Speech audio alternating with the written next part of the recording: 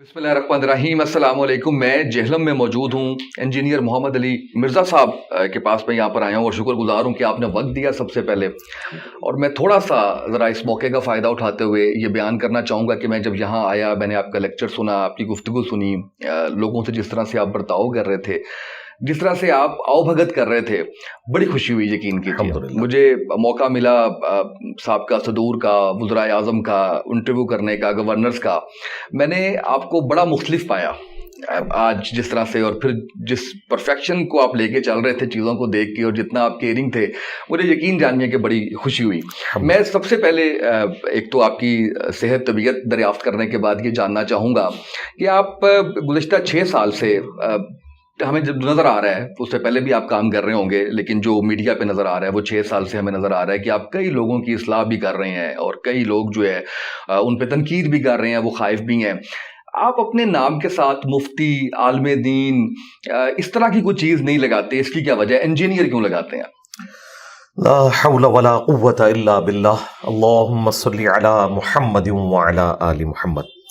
उसामा भाई, आपको हमारी एकेडमी में वेलकम है।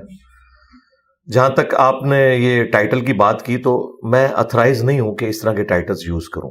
उसकी वजह यह है कि पाकिस्तान में मुफ्ती या मौलाना का टाइटल उमूमन जो अथराइज हैं वो लोग हैं जो बाकायदा मदारिस से फारग तहसील होते हैं। वैसे तो यहाँ पे जिसने कोई 5-6 सूरतें ज़ुबानी याद कर ली हैं, इमाम मस्जिद है, वो भी अपने साथ मौलाना, उस्ताजुल उलमा लिखता है, लेकिन ज़ाहिर है कि उसकी कोई वर्थ नहीं है। इंजीनियर मैं इसलिए लिखता हूँ कि मेरा प्रोफेशन है इंजीनियरिंग, मैकेनिकल इंजीनियरिंग मैंने की हुई है। उसके बाद मैंने इसी फील्ड में ऑलमोस्ट 15.5 साल जॉब की है एटॉमिक एनर्जी के एक इदारे के अंदर, नेस्कॉम में। तो ये जो आज की यंग जनरेशन है उनके लिए भी एक समझ लें अलार्मिंग है, प्लस उनको अपनी तरफ अट्रैक्ट करने के लिए कि इस फील्ड के लोग भी कुरान और सुन्नत पे आके बात कर सकते हैं अगर वो मेहनत के साथ दीन का इल्म हासिल करें। इल्म दीन हासिल करना हर मुसलमान मर्द और औरत के ऊपर फर्ज है। इसका कतन ये मकसद नहीं है कि उसने वो डिग्री हासिल करनी है, उतना बेसिक नॉलेज हासिल करना कि जिससे आप अपने 24 घंटे की जिंदगी को गुजार सकते हैं। ज़ाहिर है उसका सोर्स उलमा ही होंगे, दीनी किताबें ही होंगी, वो आप सीखें और उसके बाद बुकिश मुसलमान बनते हुए ना सिर्फ उसके ऊपर खुद अमल करें बल्कि दूसरे लोगों तक भी पहुंचाएं। तो इसलिए मैं इंजीनियर साल लिखता हूँ, धोखा नहीं किसी को देता। मैं बताता हूँ कि ये मेरी डिग्री है, मैं कोई फारुग तहसील नहीं हूँ उलमा के किसी मदरसे से। और अल्हम्दुलिल्लाह आज के दौर में तो ये फ़ख्र के लिए भी है चीज़। उसकी वजह यह है कि यहाँ पे जो मदारिस की डिग्री हैं वो फ़िरकों की डिग्री हैं। अगर मैं मौलाना मुफ्ती लिखूंगा तो फिर वो अगली बात शुरू हो जाती है, ये कौन से फ़िरके का है, इसने डिग्री कहाँ से की, इसके उस्ताद कौन से हैं। फिर वो इस तरह इक्वेशन बना के ना अगले बंदे को 0 से मल्टीप्लाई कर देते हैं। अच्छा ये उसका मानने वाला है, भाई ये तो किसी और फिरके का। तो मैंने इन चीज़ों को दूर किया, कुरान और सुन्नत के दलाइल पब्लिक के सामने रखे, और जिस तरह आप ये कह रहे हैं पिछले 6 साल में ये टेक ऑफ पोजीशन पे काम आ गया। 2017 में जब पहली दफ़ा मुझ पे मर्डर अटेम्प्ट हुई, उसके बाद मेन मीडिया में भी डिस्कशन शुरू होगी और अल्हम्दुलिल्लाह दिन ब दिन ये काम फैल रहा है माशाल्लाह। अच्छा ये बताइएगा कि हमें बचपन से डराया गया है मौलवी की जानिब से, ज़रा सी बात पे डराया गया है और बहुत डराया गया है, हमें डर लगता है। यानी और मैं ये कहने में यार महसूस नहीं कर रहा, हमें आपसे भी डर लगता है। फॉर इंस्टेंस मैं ये बताता हूँ कि आज आपने जैसे बात की, आपने कहा कि अगर बीमारी ना हो, अगर परेशानी ना हो तो फिर रब की ज़रूरत नहीं है। हम नहीं कह सकते, आप कह सकते हैं, आपका इल्म ज़्यादा है आप, लेकिन हमें ये कहते हुए डर लगता है। वो जो रवायती मौलवी है उसने, ये 1.5 साल पहले की बात है जब आपने कहा कि फ़र्ज़ नमाजें जो है वो आपने पढ़ ली तो आपकी नमाज हो गई। तो मैं जुमा पढ़ रहा था, वहाँ पे मौलवी साहब ने अपनी तकरीर के अंदर ये कहा कि ये आदत नहीं बनानी, ये बना ली तो गुनाह होगा। यानी वो इस बात पे बज़िद थे। हमने किस तरफ जाना है? देखें, ये जो आप बता रहे हैं ना दीन में आसानी वाला मामला, ये उलमा ने जानबूझ के पब्लिक को बताया नहीं है। जिनको पता था, मेजॉरिटी को तो पता ही नहीं है। तो चूंकि मेजॉरिटी को पता नहीं है, उनके आगे स्टूडेंट्स भी वही लेगेसी लेके चल रहे हैं। उमूमन हमारे जो उलमा हैं ये बेसिकली ना तो मुफ्ती हैं ना आलिम है, ये नक्काल है। ये नक्काल एक बाकायदा टर्म है जो उलमा के यहाँ पाई जाती है, जो एक फतवे को नकल करके दूसरों तक पहुँचाते हैं। मुफ्तिया और उलमा जो वाकई जेन्युइन कुरान और सुन्नत से एक्सट्रैक्ट करते हैं मसाइल को, बहुत कम लोग हैं। تو چونکہ یہ زیادہ تر نقال ہیں، ان کے بڑوں نے اگر کوئی بات ایسی نقل کی ہے یہ اسی کو آگے لے کے چل رہے ہیں. یہ نہیں چاہتے کہ دین کے اندر آسانی لوگوں کو بتائی جائے. یہ سمجھتے ہیں کہ اگر ہم نے دین میں آسانی بتا دی لوگوں کو تو لوگ ٹیلر میڈ اپنا دین بنانا شروع کر دیں گے. حالانکہ یہ بالکل غلط بات ہے. البتہ خود یہ ساری آسانیاں اویل کر رہے ہوتے ہیں. یہ نہ سمجھیے گا کہ یہ خود نہیں اویل کر رہے. صحیح. میں آپ کو جنون ایک اہل حدیث عالم دین کا واقعہ سناؤں. حالانکہ اہل حدیث جو ہے وہ بکش مسلمان ہے ایز کمپیئر ٹو باقی مکاتب فکر کے، کیونکہ وہ ٹرو سینس کے اندر بخاری مسلم کو نہ صرف کوٹ کرتے ہیں بلکہ فالو کرنے کی کوشش کرتے ہیں. G11 میں ان کی مسجد ہے، تو میں انہیں ملنے کے لیے گیا. یہ آلموسٹ 2008-9 کی بات ہے. اس وقت تو مجھے اتنے لوگ نہیں جانتے تھے. تو میں نے ان سے پوچھا کہ کیا نمازوں کو جمع کیا جا سکتا ہے مجبوراً؟ ان کا نہیں، بالکل یہ تو رافضیوں کا، شیعوں کا طریقہ ہے. تو میں نے انہیں کہا کہ صحیح مسلم میں اوپر تلے 10 احادیث ہیں کہ نبی علیہ السلام نے بغیر خوف کے، بغیر بارش کے اور بغیر سفر کے مدینہ شریف میں ظہر اور عصر کو جمع کیا اور مغرب اور عشاء کو جمع کیا. اور جب تابعین نے ابن عباس سے پوچھا کہ نبی صلی اللہ علیہ وآلہ وسلم نے یہ عمل کیوں کیا، تو انہوں نے 2 جملے بولے. نمبر 1، تاکہ امت کے لیے اس معاملے میں کوئی تنگی، حرج باقی نہ رہے. اور نمبر 2، تاکہ امت کے لیے اس معاملے میں آسانی ہو جائے. صحیح. اچھا، یہ 1628 سے لے کے 1637 تک نمبر ہے اس کا صحیح مسلم میں. انٹرنیشنل اسلام 360 میں آپ ڈال لیں 1628 سے 1637. اس کے اوپر باقاعدہ جو تبویب ہوئی ہے، باب باندھا گیا ہے، اس میں موجود ہے سفر اور حضر دونوں میں نمازوں کو جمع کرنا. تو میں نے انہیں بتایا کہ یہ تو موجود ہے، نبی علیہ السلام نے تو جمع کی ہے. تو آپ تو کہتے ہیں ہم اہل حدیث ہیں. انہوں نے ادھر ادھر دیکھا اور پھر مجھے کہا انجینئر صاحب آپس کی بات بتاؤں، میں بھی جمع کر لیتا ہوں. بعض اوقات میں اپنی بیوی کے ساتھ جب بازار میں شاپنگ کے لیے نکلتا ہوں، مجھے پتا ہوتا ہے کہ اس نے ٹائم پہ فارغ نہیں ہونا، تو ہم جماعت کروا کے نا زور اثر گھر میں ہی پڑھ لیتے ہیں. پھر ہم آرام سے مغرب عشاء کے وقت آتے ہیں، نمازیں جمع کرتے ہیں. لیکن عوام کو نہیں ہم یہ بات بتا سکتے. عوام کو کیوں نہیں بتا سکتے؟ عوام کیوں نہ آسانی کو اویل کرے؟ کیوں؟ فرقہ واریت کی وجہ سے. چونکہ شیعہ نے ایک ضد لگا لی کہ انہوں نے ہمیشہ نمازوں کو جمع کرنا ہے. انہوں نے کہا کہ ہم سنی ہیں، ہم ہمیشہ نمازوں کو الگ پڑھیں گے. صحیح. درمیان کا راستہ نہیں نکالیں گے. حالانکہ شیعہ کی جو کتاب ہے نہج البلاغہ، جس میں مولا علی کے خطبات اور خطوط ہیں، اس میں باقاعدہ جو مولا علی کا ایک مکتوب ہے جو انہوں نے اپنے دور خلافت میں اپنے گورنروں کے نام لکھا، اس میں انہوں نے 5 نمازوں کے الگ اوقات بتائے ہیں. نمازیں جمع کرنے کا اس میں نہیں موجود. یہ افضلیت ہے اور یہ جواز ہے. اور یہ جواز اتنی بڑی نعمت ہے کہ آج بھی جو لوگ اہم پوسٹوں کے اوپر ہیں، جس طرح آرمی چیف ہیں، پرائم منسٹر ہیں اور چیف جسٹس ہیں، ان کے پاس ٹائم اتنا لمیٹڈ ہوتا ہے کہ ان کے پاس یہ آسانی موجود ہے. اسی طریقے سے جو لوگ یورپ اور امریکہ میں جابز کرتے ہیں، ان کو جاب کے دوران بمشکل آدھے گھنٹے کا 20 منٹ کا وقفہ ہوتا ہے، اور وہ عموماً اپنے شہر سے باہر 30-40 کلومیٹر تک بھی چلے جاتے ہیں. 20 کلومیٹر کے بعد وہ مسافر تصور ہوں گے صحیح مسلم کے تحت. اگر شہر سے باہر نکل گئے وہ نمازوں کو جمع بھی کریں اور فرض بھی 2 پڑھیں، 2 ظہر 2 عصر. اس کی ایسے لوگوں نے نماز شروع کر دی ہے. اور آخری بات، صحیح بخاری کی حدیث ہے کہ دین ہے ہی آسانی کا نام. انہوں نے ہمیں یہ بتایا تھا کہ آپ دین کا علم حاصل کریں گے تو جب علم آتا ہے تو انسان مشکل میں پڑ جاتا ہے. حالانکہ جب علم آتا ہے تو انسان آسانی میں چلا جاتا ہے. اسے پتہ چل جاتا ہے کہ دین نے ہمیں کہاں کہاں ریلیکس رکھے. اور یہ ریلیکسیشن اللہ تعالیٰ نے دی ہے اس لیے تاکہ امت اس سے نفع اٹھائے. صحیح مسلم میں حدیث ہے، حضرت عمر فاروق رضی اللہ تعالیٰ عنہ سے ایک بندہ آ کے پوچھتا ہے کہ سورۃ النساء کی یہ آیت ہے کہ اگر تم سفر میں ہو یا حالت خوف میں تو کوئی حرج نہیں اگر نمازوں کو قصر کر لو. تو اس سے تو لگتا ہے کہ حرج نہیں کا مطلب یہ ہے کہ نہ بھی کرے تو ٹھیک ہے، اور اگر خوف ہو تو کرنا چاہیے ورنہ نہیں. انہوں نے کہا میں نے سیم یہی کوسچن نبی علیہ السلام سے پوچھا تھا کہ اب تو ہم حالت امن میں ہے، کیا ہم اب بھی سفر میں نمازوں کو مختصر کریں؟ تو نبی علیہ السلام نے فرمایا یہ اللہ نے آسانی دی ہے، اسے لو. دیکھیں نبی علیہ السلام کی مینٹیلٹی دیکھیں. اس سے بھی بڑھ کر صحیح بخاری میں اتنا اسٹونشنگ عمل لکھا ہے سیدنا علی کا. اس سے بڑھ کر میں نے اس لیے بیان کیا کہ یہ بڑا حیران کن ہے پبلک کے پوائنٹ آف ویو سے. ویسے تو نبی علیہ السلام سے اوپر کسی کا فرمان نہیں.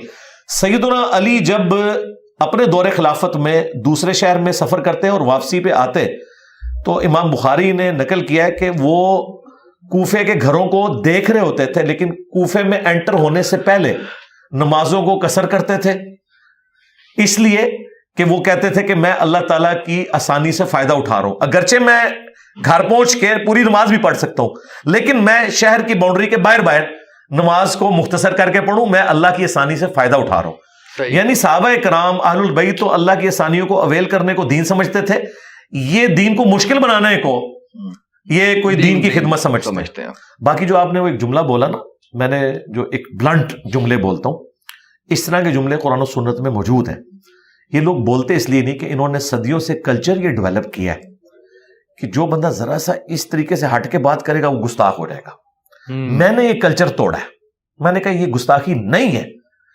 تم جس چیز کو گستاخی بتاتے ہو, یہ گستاخی کا لفظ عربی میں ہے ہی نہیں, عربی میں گاف ہے ہی نہیں ہے, ٹھیک ہے. اس کے لیے اور الفاظ استعمال ہوتے ہیں. سب سے بڑی بات, عربی میں تم اور آپ ہے ہی نہیں ہے. آپ کو بھی تم کہا جاتا ہے, تم کو بھی تم کہا جاتا ہے. لو جی, کام ہی ختم ہو گیا. اور اردو میں ہم اسی میں جھگڑتے رہتے ہیں کہ فرماتے ہیں کہنا ہے یا فرماتا ہے کہنا ہے, اور لڑتے رہو, ٹھیک ہے. عربی زبان کے اندر اس طرح کے فرق نہیں ہے. پھر اللہ تعالیٰ نے جو الفاظ قرآن میں استعمال کیے, صحابہ کرام نے انہیں کوٹ کیا, وہ اس طرح کے الفاظ تھے جو آج نارمل زندگی میں ہم بولیں تو لوگ کہیں گے یہ تو بڑی گستاخی کر رہے ہیں. مثلا حضرت ابو بکر کا جو پہلا خطبہ ہے نبی الاسلام کی میت کے اوپر, اس میں بڑے سخت الفاظ ہیں. الا من کان یعبد محمدا فان محمدا قد مات. کان کھول کر سن لو, تم میں جو بھی محمد کی عبادت کرتا تھا وہ جان لے کہ محمد مر چکے. ومن یعبد اللہ فان اللہ حی لا یموت. اور جو اللہ کی عبادت کرتا تھا وہ جان لے کہ اللہ زندہ ہے, اسے کبھی موت نہیں آئے گی. انہوں نے یہ نہیں کہا کہ نبی الاسلام دنیا سے تشریف لے گئے, وصال فرما گئے. وصال بھی عربی کا لفظ تھا, وفات بھی عربی کا لفظ تھا. انہوں نے کہا مر گئے, فَإِنَّ مُحَمَّدًا قَدْ مَات, بے شک مر چکے. اور یہ حضرت ابوبکر کے اپنے الفاظ ہیں, آپ یہ بھی نہیں کہہ سکتے کہ انہوں نے کوئی حدیث کوٹ کی ہے, اپنے الفاظ. اور پھر تھریٹیکل, صحابہ میں تو کوئی بھی حضور کی عبادت نہیں کرتا تھا. انہیں یہ پتا تھا کہ جیزس کرائسٹ کے نام کے اوپر سب سے بڑا شرک پھیلا ہے. محمد رسول اللہ نے بھی دوسرا جیزس کرائسٹ بن جانا تھا اگر حضرت ابوبکر اس وقت یہ بلی نہ مار دیتے یہ بات کر کے. بالکل صحیح, ٹھیک ہے. کیونکہ بخاری میں حدیث ہے, دیکھنا میری شان کو اس طرح بلند نہ کرنا جس طرح نصارہ نے حضرت عیسیٰ کو بڑھا دیا. میں اللہ کا بندہ اور اس کا رسول ہوں, مجھے اللہ کا بندہ اور اس کا رسول کہنا. بالکل صحیح. اچھا مجھے یہ اس وقت سب سے بڑا جو میں سمجھتا ہوں کہ میری عمر کے لوگوں کو جو ہے وہ یہ ہے کہ ہم اپنے بچوں کو اسلام کی طرف لے کے آئیں. اچھا اس میں اب ہمارا جو مقابلہ جن کے ساتھ ہے وہ پورے یوٹیوب پہ بھرے ہوئے ہیں, وہ پوری ٹیکنالوجی کا استعمال کر رہے ہیں, ہمیں اچھے اسکولوں میں پڑھانا بھی ہے, سب کچھ کرنا ہے. کیا ایسا کیا جائے کہ ہمارا جو بچہ ہے وہ صحیح معنوں میں اسلام سیکھ سکے؟ ہم کیسے اس کو یہ جرت دیں کہ پوچھو اللہ ایک کیوں ہے؟ ہمارا مولوی تو روک دیتا ہے نا کہ یہ تو سوال ہی نہیں کرنا, نبی پاک صلی اللہ علیہ وسلم آخری نبی کیوں ہے, یہ تو سوال ہی نہیں کرنا, نو گو ایریا ہے. اس کے بارے میں تھوڑی سی رہنمائی. ہم نے تو یہ ساری متھ توڑ دی جی. ساری ینگ جنریشن دیکھیں, میری اس وقت آلموسٹ 100+ ویڈیوز ہیں جو صرف ایتھیزم سے ریلیٹڈ ہیں. سائنٹیفک فیکٹس کے ذریعے میں نے ہر چیز کو ڈسکس کیا. ہو کریٹڈ گاڈ, خدا کو کس نے پیدا کیا, اس نام کے اوپر میری ویڈیو ہے. Where did God come from, اس کے اوپر میری ویڈیو ہے. آپ دیکھیں یہ وہ ٹاپک ہے جن کو سوال بنانا تھا, ہم نے تو تھم نیل پہ لکھ دیے اور ان چیزوں کو ڈسکس کیا. یہ چیزیں ڈسکس اگر آپ نہیں کریں گے پھر ہمارے بچوں تک وہ نالج پہنچے گا جو ان لوگوں کا ہے جو شیطان کے اعلی کار ہیں دنیا میں. تو اس سے پہلے کہ آپ کے بچوں کو شیطان کے اعلی کار ایجوکیٹ کریں, آپ اس معاملے میں انہیں خود ایجوکیٹ کرتے ہیں. میں سمجھانے کے لیے بات کر رہا ہوں جی.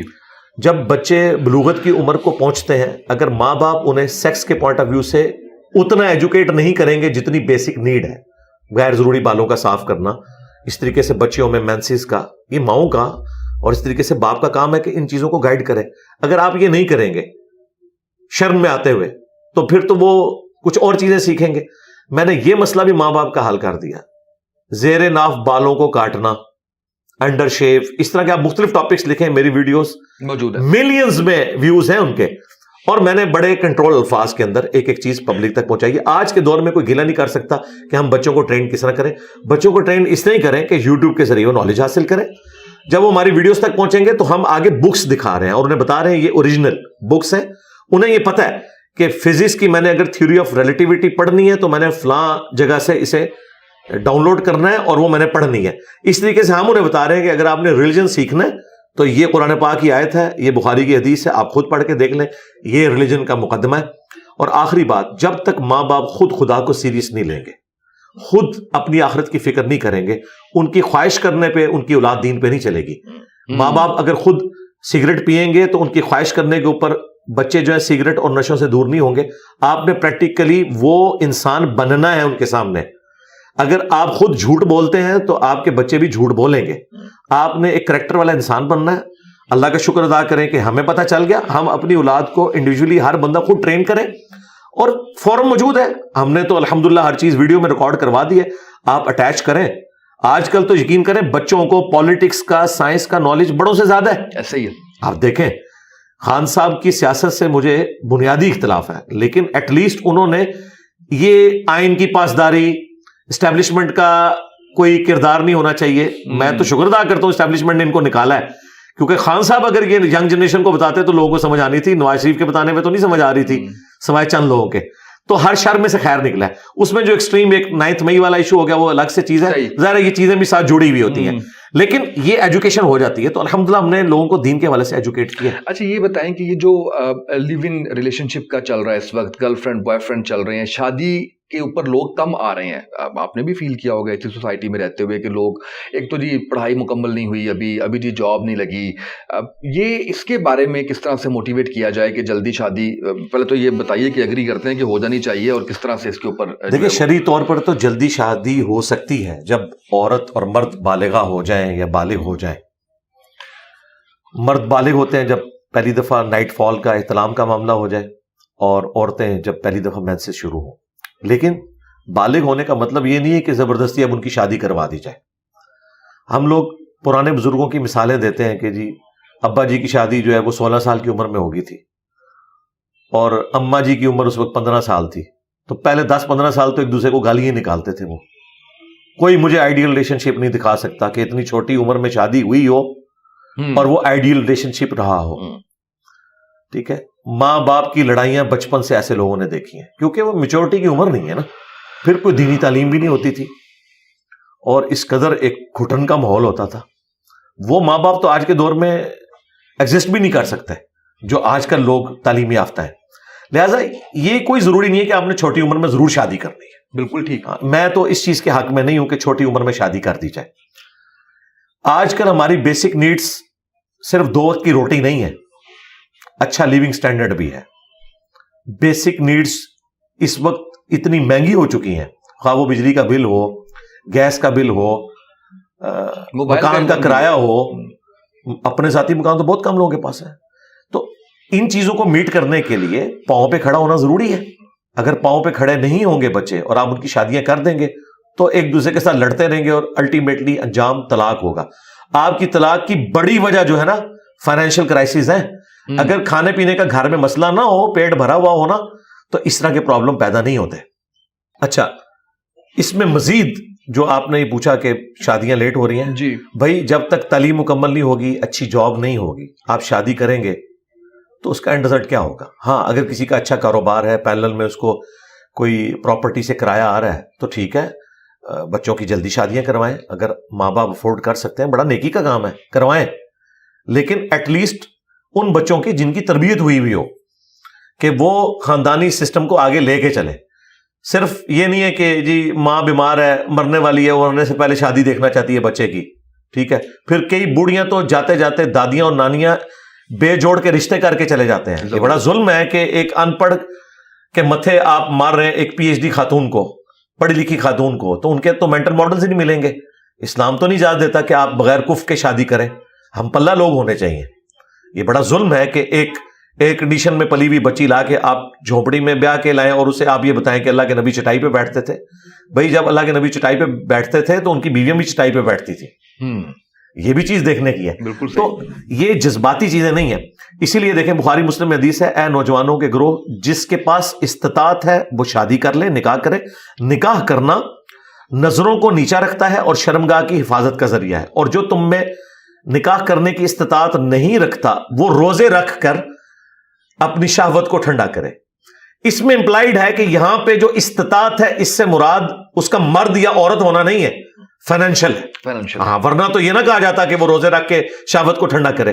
تو یہ کہنا، یہ اکثر ایک جھوٹی آپ نے روایت سنی ہوگی کہ ایک غریب تھا، نبی الاسلام نے کہا شادی کر، وہ اور غریب ہو گیا، پھر کہا دوسری شادی کر، اور غریب ہو گیا، تیسری، جب چوتھی کی تو امیر ہو گیا.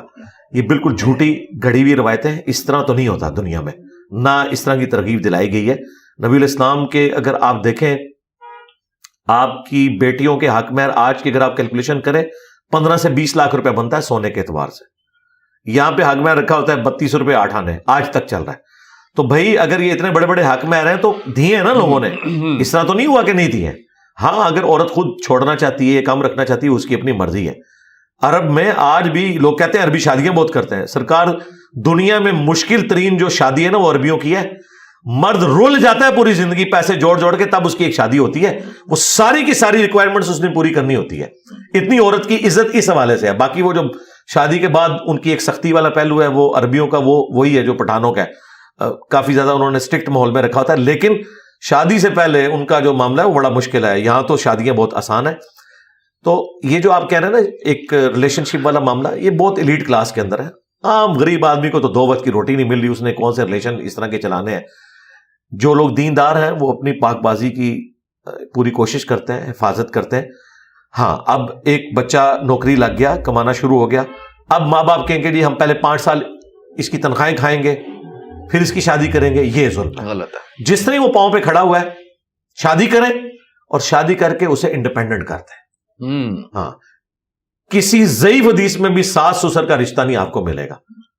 صحیح حدیث تو چھوڑ دیں، اس زمانے میں یہ ہوتا ہی نہیں تھا.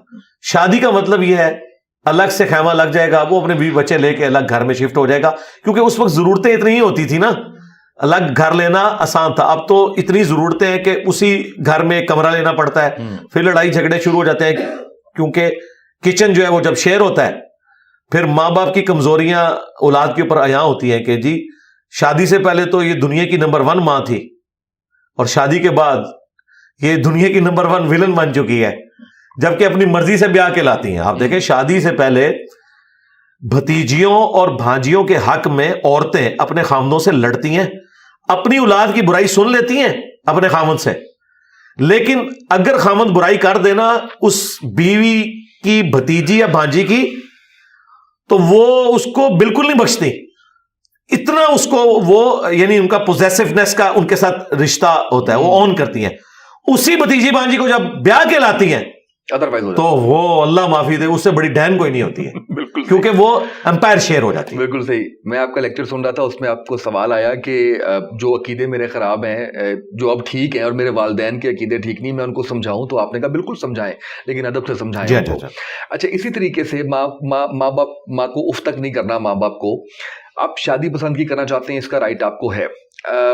آپ کے پیرنٹس نہیں مان رہے، آپ کے پاس کیا وے آؤٹ ہے؟ اور اسی طریقے سے جو یہ کہا جاتا ہے کہ ماں نے کہہ دیا طلاق دے دو تو طلاق دے دو، یہ اس بارے میں بھی رہنمائی. بالکل جذباتی بات ہے کہ ماں باپ نے کہا تو طلاق دے دو. اسلام کیا ظلم کے نظام کے اوپر چل رہا ہے؟ ابو داؤد میں حدیث ہے کہ اللہ تعالیٰ کو حلال چیزوں میں سب سے ناپسند طلاق ہے. سب سے ناپسند. ناپسند کیوں ہے؟ حلال بھی ہے. حلال اس لیے کہ بعض اوقات جنون ضرورت پڑ جاتی ہے، یعنی وہ شادی کی، وہ نہ مرد نکل آیا، یا وہ عورت کو مارتا پیٹتا ہے، نشہ کرتا ہے، پہلے نہیں پتا تھا، اور وہ اصلاح بھی نہیں اپنی کر رہا، تو ظاہر ہے کہ بچی تو نہیں بروانی کسی نے اپنی، بالکل ایسے کہ وہ اس کو مار دے. تو پھر طلاق کا ایک آپشن کھلا رکھا گیا. اسی طریقے سے عورت کوئی ایسی بد کردار ہے کہ وہ نہیں سدھر رہی، تو مرد کے پاس تو پھر آخری حل یہی ہے کہ وہ پھر علیحدگی اختیار کرے. اس لیے اللہ نے اسے حلال رکھا، لیکن ناپسندیدہ. اتنی ناپسندیدہ کہ صحیح مسلم میں حدیث ہے کہ شیطان کا تخت پانیوں پہ لگا ہوا ہے. شام کے وقت اس کے سارے چیلے آ کے بتاتے ہیں آج ہم نے فلاں شخص سے فلاں گناہ کروایا، فلاں سے فلاں کروایا، چوری کروائی، بدکاری کروائی. شیطان ریلیکس رہتا ہے، کسی کے اوپر ایکسائٹ نہیں ہوتا. جس طرح ایک چیلا بتاتا ہے نا آج میں نے میاں بیوی کی علیحدگی کروا دی، وہ اتنا ایکسائٹیڈ ہوتا ہے کہ وہ اسے گلے لگا لیتا ہے کہ اصل کام تو نے کیا ہے.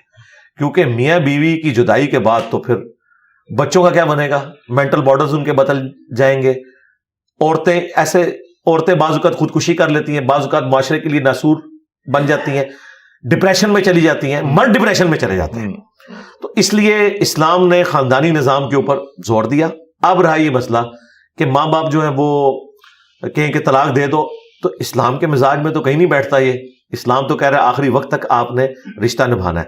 ان کے پاس ایک روایت ہے بخاری کی کہ حضرت ابراہیم علیہ السلام جب ملنے آئے حضرت اسماعیل علیہ السلام کو ان کی غیر موجودگی میں, تو جاتے ہوئے انہوں نے پیغام دیا ان کے لیے, وہ گھر پہ نہیں تھے, کہ اپنے گھر کی چوکھٹ بدل لینا. یہ کوڈ ورڈ میں انہوں نے بات کی. تو جب ان کی بیوی نے ان کو بتایا تو انہوں نے اپنی بیوی کو طلاق دے دی کہ ابراہیم علیہ السلام نے یہ میسج دیا تھا کہ یہ عورت درست نہیں ہے. ٹھیک. اس کی پلی لے کے یہ کہتے ہیں باپ کے کہنے کے اوپر کرو. بھائی وہ باپ وہ تھا جسے وحی کی تائید حاصل تھی, یہ لیگیسی آگے نہیں چلی ہے.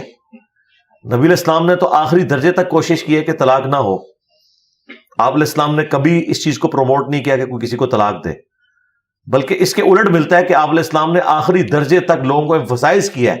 قرآن میں نقل ہوا ہے کہ حضرت زینب اور زید ابن حارثہ کا آپس میں رشتہ ہے, وہ ہاشمی خاندان سے تھی اور یہ غلام تھے, وہ نہیں نبھ رہی تھی. اور قرآن کے الفاظ ہیں کہ تم بار بار کہتے تھے زید سے کہ کمپرومائز کرو اور اس رشتے کو چلاؤ. الٹیمیٹلی خیر وہ رشتہ چل نہیں سکا, لیکن نبی علیہ السلام کی اپروچ یہی تھی کہ نہیں, کمپرومائز کر کے چلاؤ. بخاری مسلم میں حدیث ہے, عورت ٹیڑھی پسلی سے پیدا ہوئی ہے, اسے سیدھا کرنے کی کوشش نہ کرو ورنہ توڑ بیٹھو گے, اور اسے توڑنا طلاق دینا ہے, اس سے نفع حاصل کرو.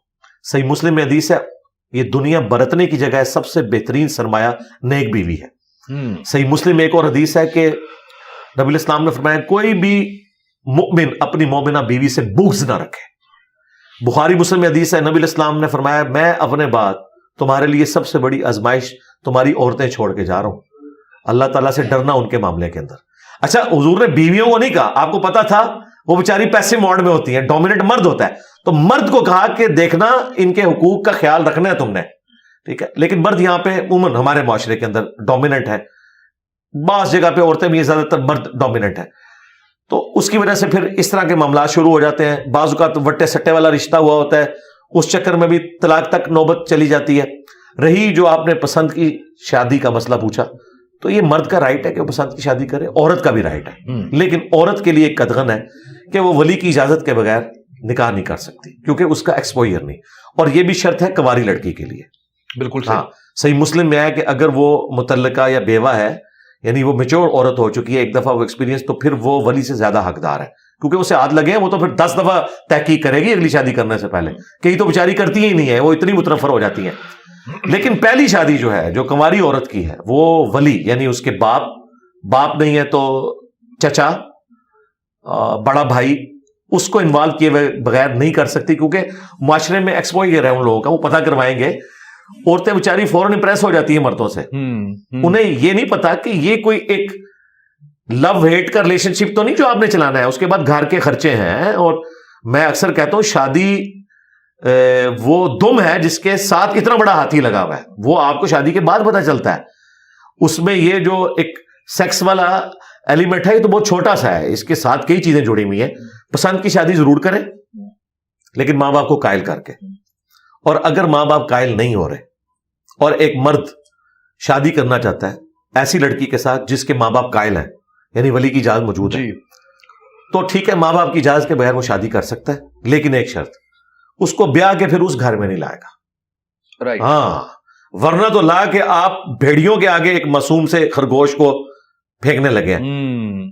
تم تو چلے جاؤ گے نوکری پہ, تمہاری بیوی سے وہ اس کے بھی بدلے اتاریں گے اور تیرے بدلے بھی اتاریں گے. یہ ظلم ہے, کام خراب ہو جائے. اور میں اپنی سسٹر سے بھی ریکویسٹ کروں گا, اگر ان کا کوئی اس طرح کا سلسلہ چل رہا ہے تو وہ پہلے سٹیمپ پیپر کے اوپر لکھوائیں کہ پھر وہ بغیر جو اس طریقے سے ماں باپ کی مرضی کے رشتہ کر رہے ہیں نا جس مرد کے ساتھ, آپ پھر ان ماں باپ کے ساتھ آپ نے نہیں رہنا, ان کے ساتھ کٹی نہیں ہے, رہنا الگ گھر میں, ملنا ہے, رسپیکٹ دینی ہے, لیکن ان کے آگے نہیں جا کے ان کو پھینکنا.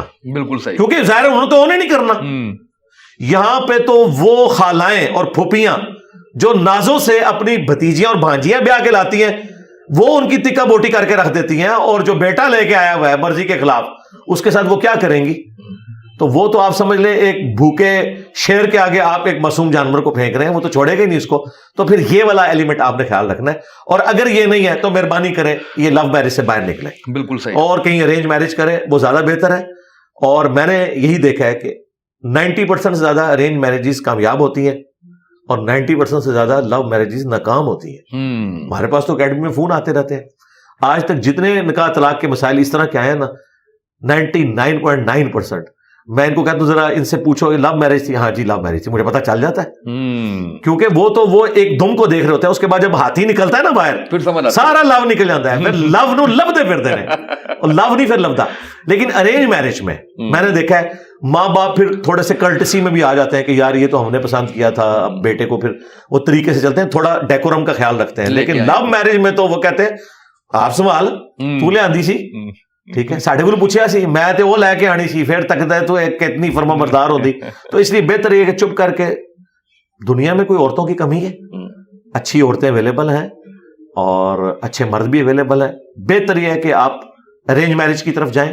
ہاں لو پلس ارینج ہو جائے بہت اچھی بات ہے، لیکن اگر ماں باپ راضی نہیں ہے تو پھر کوشش کریں کہ آپ کوئی اور رشتہ ہی دیکھیں۔ یہ میں بات کر رہا ہوں شادی سے پہلے، شادی کے بعد ماں باپ راضی نہیں ہے نا، وہ جو مرضی کریں، آپ نے اپنا گھر کیوں برباد کرنا ہے؟ بالکل نہیں کر سکتے۔ بالکل صحیح ہے۔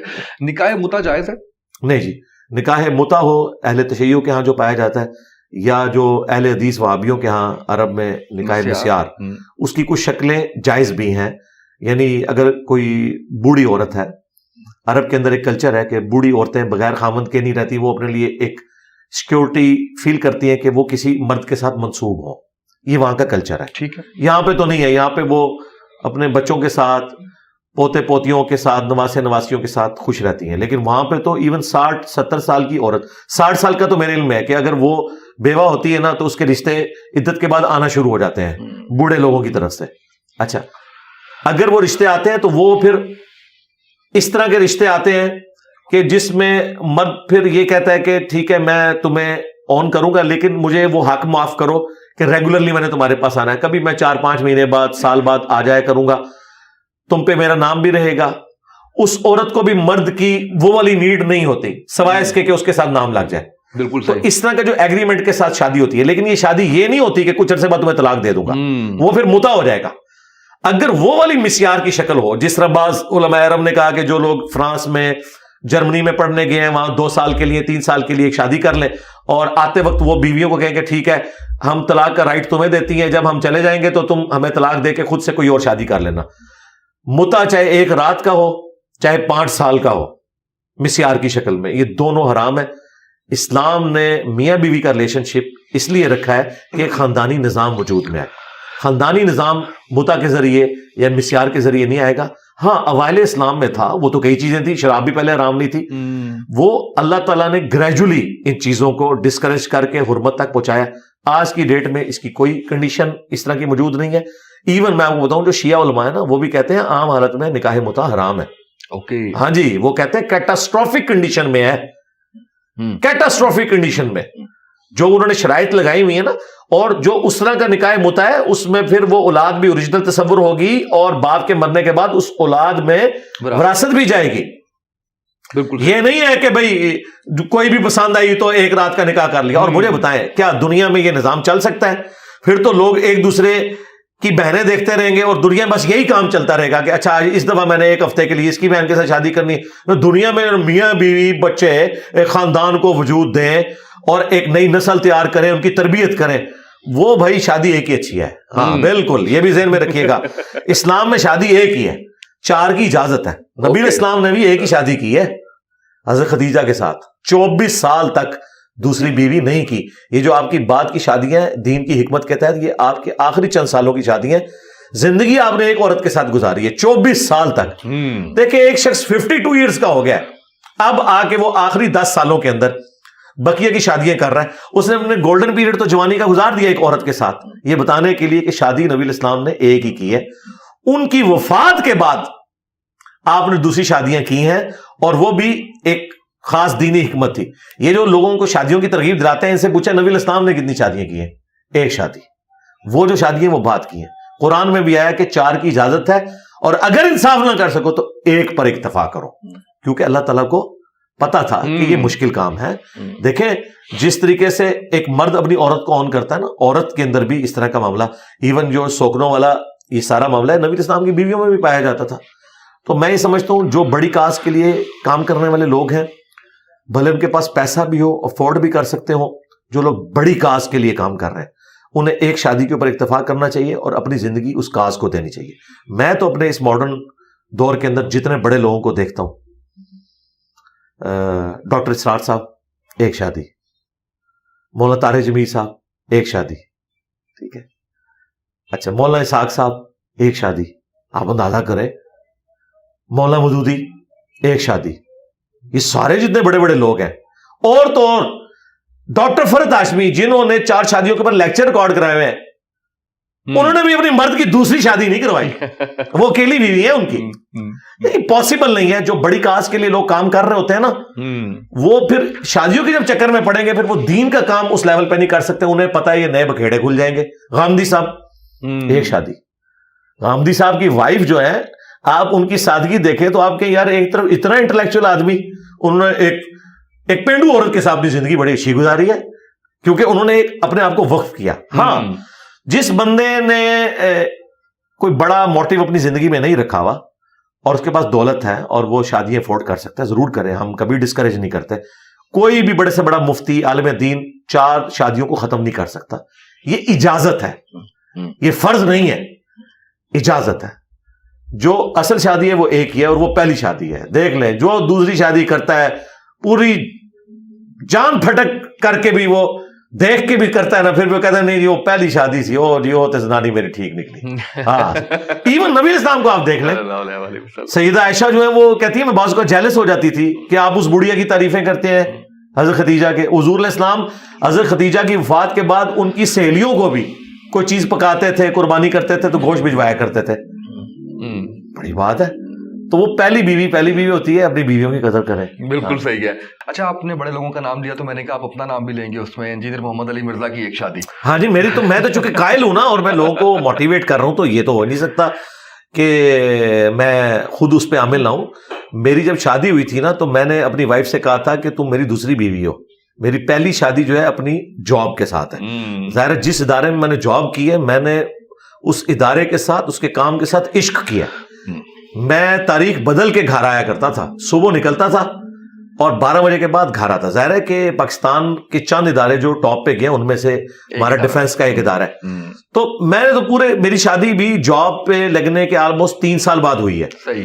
گھر والے پیچھے پڑے ہوئے تھے, میں نے کہا نہیں مجھے یعنی اس میں فل یعنی ایک اٹریکشن تھی اس کام کے اندر, تو تھوڑی اسٹیبلٹی آئی تو پھر شادی کی. لیکن میں نے اسے بتایا کہ تم میری دوسری بیوی ہو, پہلی میری شادی جو ہے میری جاب کے ساتھ ہوئی ہوئی ہے.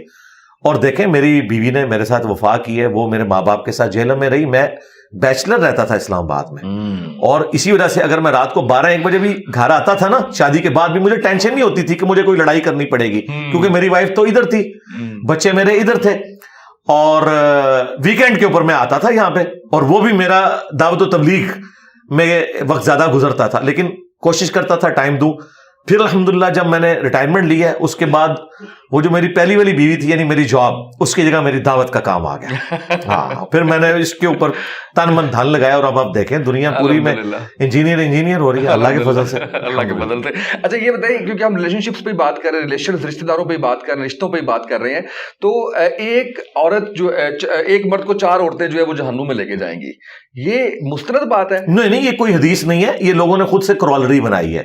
اوکے, یہ کرولری یہ بھی بن سکتی ہے کہ ایک مرد 4 عورتوں کو بھی جہنم میں لے کے چلا جائے گا.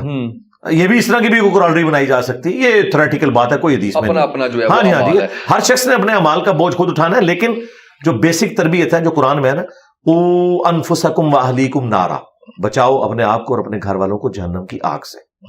یعنی میری کوشش یہ ہونی چاہیے کہ میرے بیوی بچے وہ جہنم میں جانے سے بچ جائیں.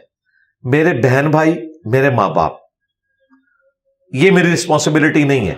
میں ان کو صرف دعوت دوں گا, زبردستی نہیں کروں گا, لیکن بیوی بچوں کے ساتھ میں زبردستی بھی کروں گا. بالکل ٹھیک ہے. جی, نبی علیہ السلام نے فرمایا تم میں سے ہر ایک نگہبان ہے اور اس سے اس کی رعیت کے بارے میں پوچھا جائے گا. یہ بخاری مسلم دونوں میں حدیث ہے. پھر نبی علیہ السلام نے اسے کھولا, فرمایا حکمران اپنی رعایا کے اوپر نگہبان ہے, اس سے پوچھا جائے گا. ایک مرد اپنی عورت اور بچوں کے اوپر نگہبان ہے, اس سے پوچھا جائے گا. ایک بیوی اپنے خاوند کے مال اور اولاد کے اوپر نگہبان ہے, اس سے اس کے بارے میں پوچھا جائے گا. ہر بندے کی رسپانسبلٹی ہے. اسلام میں جو خاندان کا ادارہ ہے وہ میاں بیوی اور بچے ہیں. ماں باپ کا احترام, ان کے ساتھ اخلاق سے پیش آنا, ان کے ہر ایک چیز کا خیال رکھنا, یعنی ان کی بیماری میں ان کی تیمارداری کرنا اور اس طریقے سے ان کی دیکھ بھال کرنا، ان کے کھانے پینے کا، رہائش کا، وہ اپنی جگہ موجود ہے، لیکن جو پرائمری رسپانسبلٹی ہے وہ بیوی بچے ہیں آپ کی، اور خاوند اور اس کی اولاد یہ بیوی کے لیے ٹاپ پرائرٹی ہے.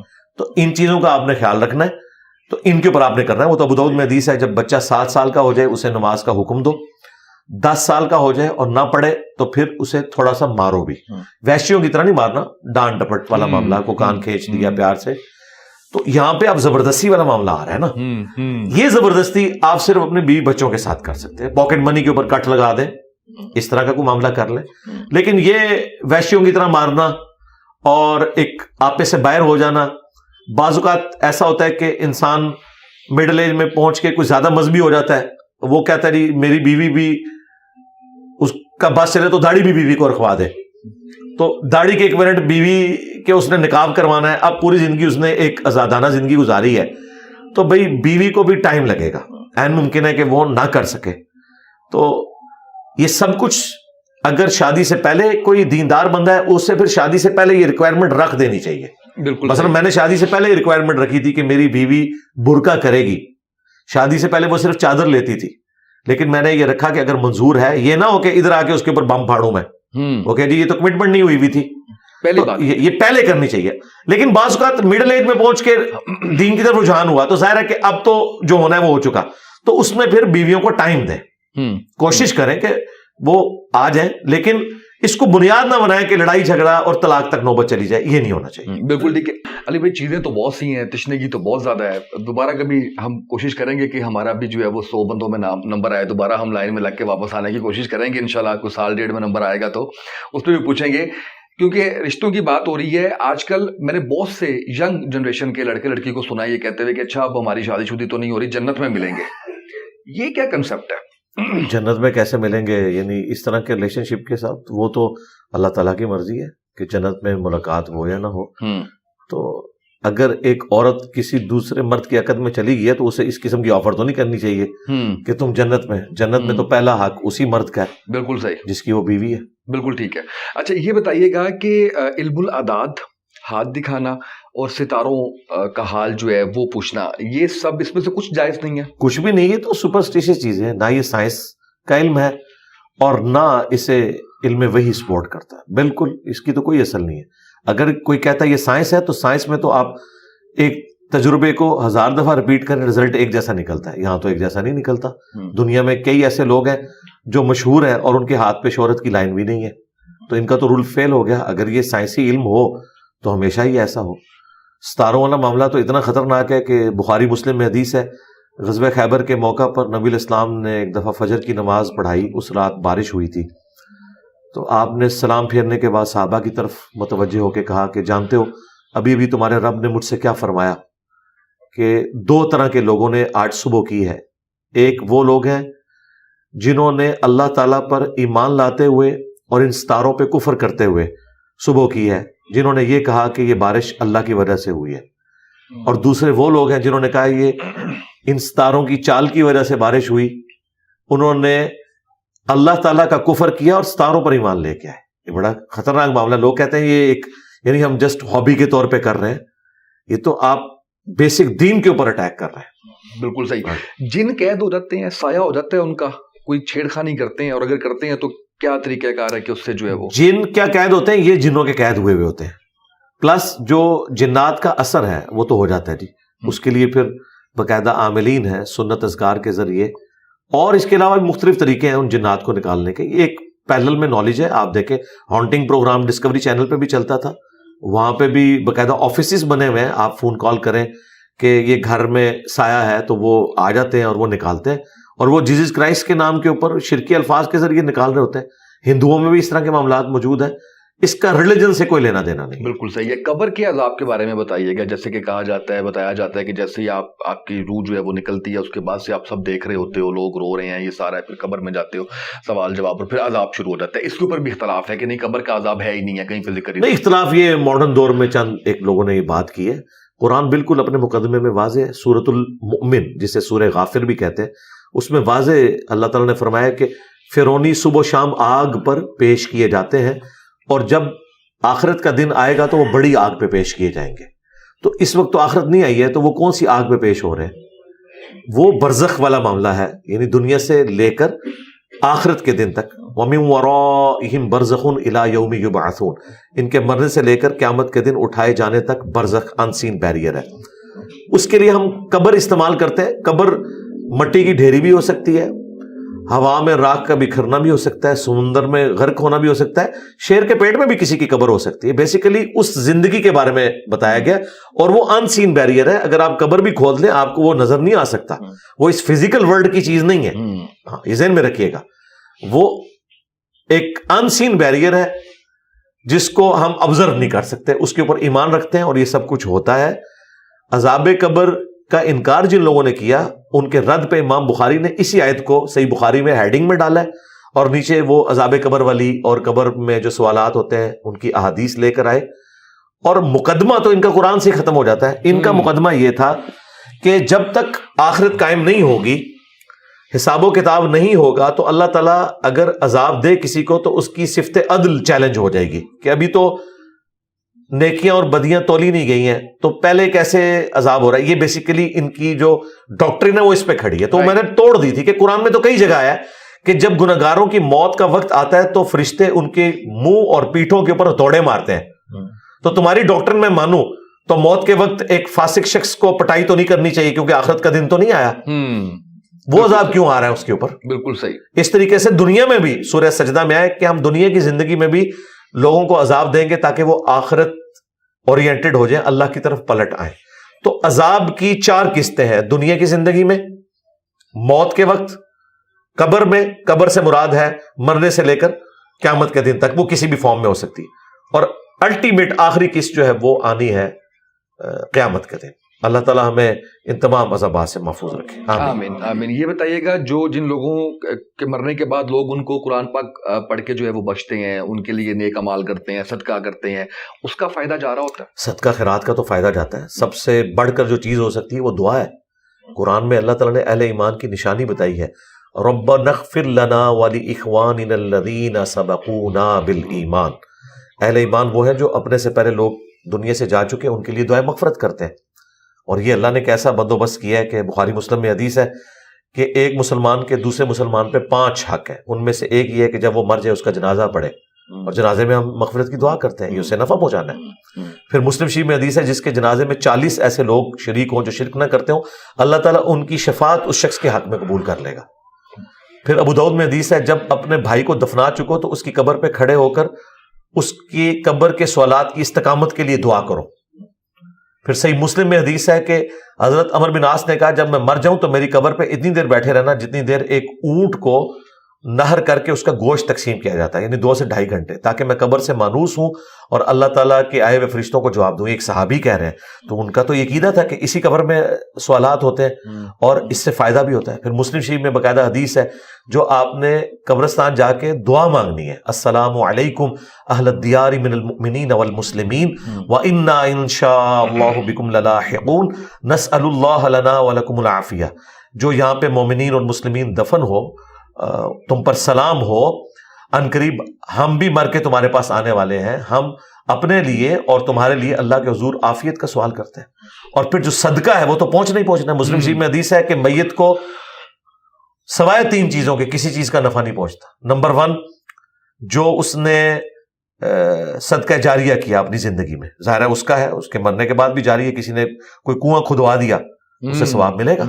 اسی طریقے سے دوسرا علم کی بات، جس طرح امام بخاری امام مسلم نے کتابیں لکھی ہیں ان کو آج تک ثواب مل رہا ہے. تیسرا نیک اولاد، وہ خود صدقہ جاری ہے، اس کی دعائیں، اس کے اعمال کا آٹومیٹکلی ثواب ماں باپ کو پہنچتا ہے. وہ ماں باپ کی انویسٹمنٹ ہے، ماں باپ زندہ ہوں یا مردہ ان کو ثواب ملنا ہی ملنا ہے. بخاری میں سنن نسائی میں حدیث ہے، ایک صحابی سعد ابن عبادہ کہتے ہیں کہ میں سفر پہ تھا، میری والدہ فوت ہو گئی، تو میں نے نبی علیہ السلام سے واپسی پہ پوچھا کہ یا رسول اللہ میری والدہ فوت ہوگی، کیا میں ان کی طرف سے اگر صدقہ کروں تو انہیں ثواب ملے گا؟ تو نبی علیہ السلام فرمایا ہاں ملے گا. تو انہوں نے ایک کنواں کھدوایا، اس کنویں کا نام ہی پڑ گیا ام سعد کا کنواں. تو اصال ثواب کی مختلف فارمز ہیں، لیکن یہ قرآن خوانی، یہ بخشنا، یہ والا معاملہ نہیں. ایک نیا آج کل سننے میں مل رہی ہے بات کہ حقوق العباد جو ہے ان کا خیال کرو، حقوق اللہ اللہ معاف کر دے گا. اس بارے میں ضرور بتائیے گا. اور حقوق العباد کے حوالے سے بھی یہ کہ آپ کوئی ہدایت مل گئی، کوئی 40 سال کی عمر میں جا گئی، کوئی پرانی چوری یاد آ گئی، جھوٹ کسی کے ساتھ یاد آ گئی، کسی کا دل دکھایا ہوا ہے، بندہ ہی نہیں ہے موجود، نہ آپ کو پتہ ہے نہ کوئی رابطہ ہے، کفارہ کیسے ہوگا؟ اس کا کفارہ تو پھر یہی ہے کہ اس کے لیے دعائے مغفرت کرے، اس شخص کی طرف سے صدقہ اور خیرات کرے، تاکہ قیامت والے دن جب اس کے نامہ اعمال میں وہ نیکیاں جائیں اور وہ دیکھے کہ آپ نے اس کے لیے کیا ہے، پھر اللہ تعالیٰ کو وہ ریکویسٹ کر دے گا کہ میں اسے راضی ہوں. تو یہ آپ ایفرٹ پٹ کریں اس کے لیے. باقی یہ جو راگ الابنا کے حقوق العباد جو ہے وہ اللہ تعالیٰ معاف نہیں کرے گا، حقوق اللہ معاف کر دے گا، ایک اس کا اسپیکٹ جو ہے وہ بالکل نان سینس ہے. حقوق العباد بھی حقوق اللہ ہی ہیں، یعنی یہ ماں باپ کا حق جو رکھا ہے وہ اللہ ہی نے رکھا ہے، انڈائریکٹلی تو وہ بھی حقوق اللہ ہی ہے. اس میں سے بعض اوقات لوگ یہ نظر نکال رہے ہوتے ہیں کہ ٹھیک ہے نماز روزے کا کوئی فائدہ نہیں، حج کا کوئی فائدہ نہیں، آپ ماں باپ کی خدمت کر لیں، بچوں کا خیال رکھ لیں. بھائی اس طرح تو نہیں ہے، قرآن تو ایسا نہیں کہتا. قرآن تو ٹوٹیلٹی میں بات کرتا ہے. جس طرح ایک پرندے کے لیے 2 پر ہیں، اس طریقے سے دین 2 چیزوں کے اوپر کھڑا ہے، حقوق اللہ اور حقوق العباد. بلکہ ہر چیز اللہ نے جوڑوں کی شکل میں پیدا کی ہے. علم اور عمل، کوئی کہ میں بڑا عالم ہوں، عمل نہیں کر رہا، زیرو ہے. اور ایک شخص عمل کیے جا رہا ہے، اس کے پاس علم نہیں ہے، غلط طریقے سے عمل کر رہا ہے، وہ بھی زیرو ہے. تو یہ دونوں چیزیں پیرلل میں چلتی ہیں. اس طریقے سے حقوق اللہ اور حقوق العباد دونوں پیرلل میں ہیں. لیکن اس کا ایک پہلو درست بھی ہے کہ حقوق العباد والا معاملہ زیادہ سینسٹیو ہے. وہ اللہ نے اپنی ڈیسٹنی میں خود مقرر کیا ہے یہ چیز اپنے اوپر کہ یہ میرے بندے معاف کریں گے. صحیح بخاری میں حدیث ہے، جس نے دنیا میں کسی کے ساتھ اگر کوئی زیادتی کی ہے، کوئی لین دین کا مسئلہ ہے، یہیں پر طے کر لو، آخرت میں تمہیں نیکیاں دینی پڑے گی. اور مسلم شریف میں حدیث ہے، صحابہ کرام سے آپ نے فرمایا جانتے ہو مفلس کون ہے؟ صحابہ نے کہا کہ ہم تو اسی کو مفلس سمجھتے ہیں جس کے پاس دنیا کا متاع نہ ہو. آپ صلی اللہ علیہ وآلہ وسلم نے فرمایا میری امت کا مفلس وہ ہے جو آخرت میں اس حال میں آئے کہ اس کے نام اعمال میں پہاڑوں کے برابر نماز، روزہ، حج، زکوٰۃ کی نیکیاں تھیں، لیکن اس حال میں آیا کہ دنیا میں کسی کو مارا، کسی کو پیٹا، کسی کا خون بہایا، کسی کا دل دکھایا. اب وہ ایک ایک کر کے اللہ کے پاس آئیں گے اور اس سے اس کی نیکیاں لینا شروع کر دیں گے، کیونکہ آخرت کی کرنسی نیکیاں ہیں. حتیٰ کہ اس کا نام اعمال خالی ہو جائے گا. ابھی بھی کچھ لوگ باقی ہوں گے جس کا بدلہ پھر اللہ تعالیٰ اس فارم میں دے گا کہ اللہ تعالیٰ فرمائے گا کہ اس کی نیکیاں تو ختم ہو گئی ہیں، اب تمہارے گناہ اس کے نام اعمال میں ڈالوں گا. اور وہ پہاڑوں کے برابر نیکیاں، نماز، روزہ، حج، زکوٰۃ کی رکھنے کے باوجود جہنم میں چلا جائے گا. پھر نبی علیہ السلام نے اینڈ پہ فرمایا کہ میری امت کا مفلس یہ ہوگا. لیکن اس سے نماز، روزہ، حج، زکوٰۃ کی اہمیت کم نہیں ہوتی. یہ بتایا جا رہا ہے کہ اس کے ساتھ یہ بھی ضروری ہے. لوگ دوسری طرف چل پڑتے ہیں. ہم لوگوں کو بتاتے ہیں کہ بھائی اللہ تعالیٰ چھوٹی سی بات پہ پکڑ سکتا ہے. یہ کہتے ہیں جی بخاری مسلم میں حدیث ہے، ایک بدکار عورت تھی اور اس نے ایک کتے کو اپنے موزے میں پانی پلایا، اللہ نے بخش دیا. بھائی یہ ایک واقعہ ہے اللہ کی رحمت کا. یہ نہیں اللہ نے فرمایا کہ جو بدکاری کرے اس کے بعد کتے کو پانی پلا لے تو میں بخش دوں گا. یہ بتایا گیا کہ اللہ کی رحمت سے نا امید نہیں ہونا. اسی بخاری مسلم میں لکھا ہے کہ ایک نیک عورت تھی، اس نے ایک بلی کو قید کر دیا، وہ بھوکی پیاسی مر گئی، وہ جہنم میں چلی گئی. اب بتائیں اس کی تو نیکیاں نہیں کام آئی. تو اللہ تعالیٰ چاہے تو چھوٹی بات پہ پکڑ بھی سکتا ہے، اگر وہ چھوٹی بات پہ چھوڑ سکتا ہے. ہمیں تیار رہنا ہے آخرت کے پوائنٹ آف ویو سے. اور یہ جو پک اینڈ چوز والا دین ہے یہ نہیں ہے. جہاں تک نماز کا معاملہ ہے یہ بالکل ایک سینسٹیو اللہ تعالیٰ کا ایریا ہے. قرآن حکیم میں واضح ہے وَأَقِیمُوا الصَّلَاةَ وَلَا تَکُونُوا مِنَ الْمُشْرِکِینَ، نماز قائم کرنا اور مشرک نہ ہو جانا. صحیح مسلم میں 246 نمبر حدیث ہے، بندے کے کفر اور ایمان، شرک اور اسلام کے درمیان فرق نماز ہے. صحیح مسلم میں حدیث ہے، عبداللہ ابن مسعود کہتے ہیں کہ جماعت کے ساتھ نماز پڑھنا یہ نبی علیہ السلام کی سنت خدا ہے. اور حضور کے زمانے میں اگر کوئی شخص بیمار ہوتا نا اور 2 بندوں کے سہارے مسجد میں آ سکتا، وہ نماز مسجد میں پڑھتا تھا، کہیں اسے منافق نہ سمجھ لیا جائے. جماعت چھوڑنے پہ، نماز چھوڑنے کا تو تصور ہی نہیں تھا. پھر جامعہ ترمذی میں حدیث ہے کہ صحابہ کرام صرف نماز چھوڑنے والے کو کافر سمجھتے تھے. پاکستان کے شناختی کارڈ میں وہ مسلمان ہے لیکن صحابہ کرام کے نزدیک وہ کافر ہے. پھر جامعہ ترمذی میں حدیث ہے ہمارا اور منافقین کا عہد نماز کی بنیاد پہ ہے، جس نے نماز چھوڑی اس نے کفر کیا. مسند احمد میں حدیث ہے کہ جو شخص دنیا میں نماز پڑھنے والا ہے قیامت والے دن نماز اس کے لیے دلیل، نجات اور نور ہوگی. اور جس نے نماز نہ پڑھی نہ اس کے لیے قیامت کے دن کوئی دلیل ہوگی اللہ کے حضور بچنے کی، نہ نجات نہ نور، اور اس کا حشر فرعون، حامان اور قارون کے ساتھ ہوگا جو بے نمازی ہے. یہاں لوگوں نے کہا ہے جو کچھ بھی ہے تیرے محبوب کی امت سے. تو یہ اتنا ہلکا نہیں جاننا چاہیے. اللہ تعالیٰ کے نزدیک عقیدہ توحید کے بعد سب سے سینسٹیو چیز جو ہے نا اعمال میں، وہ نماز ہے. بالکل ٹھیک ہے. ہاں، آخر میں کچھ مومن کے لیے ورد رمضان کی بھی آمد ہے، کیا ہر وقت جو ہے وہ پڑھتے رہنا چاہیے؟ ہر وقت جو ہے وہ 01 جو بولین الجبرا ہے اس کے مطابق زندگی گزرنی چاہیے. ہر معاملے میں دیکھنا چاہیے کہ اگر یہ اللہ کی مرضی کا کام ہے تو اسے 1 کر دے، اور اگر اللہ کی نافرمانی کا ہے تو 0 کر دے. اسلام میں کوئی شارٹ کٹ نہیں ہے، اس لیے کہ اسلام خود ہی شارٹ کٹ ہے اللہ تک پہنچنے کا.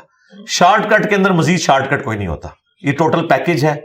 حقوق اللہ کا بھی خیال رکھنا ہے، حقوق العباد کا بھی خیال رکھنا ہے، رزق حلال بھی کمانا ہے، نماز میں پابندی بھی کرنی ہے، بیوی بچوں کا بھی خیال رکھنا ہے، ماں باپ کے حقوق کا بھی خیال رکھنا ہے، ٹھیک ہے، اپنی صحت کا بھی خیال رکھنا ہے. اور جو اسلام کی بنیاد جن 5 چیزوں کے اوپر ہے، عقیدہ توحید اور رسالت کے اقرار کے بعد 4 چیزیں: 5 وقت کی نماز، اس کے بعد سال میں 1 دفعہ زکوٰۃ دینا جب تھریشولڈ پوائنٹ کو پہنچ جائے، اور اس کے بعد تیسری چیز اگر اللہ کی راہ میں استطاعت ہے تو حج کرنا، اور چوتھی چیز رمضان کے روزے. یہ 4 اعمال ہیں. اور 5ویں چیز وہ شروع میں ذکر کر چکا، وہ شہادت دینا اللہ اور اس کے محبوب صلی اللہ علیہ وآلہ وسلم کی.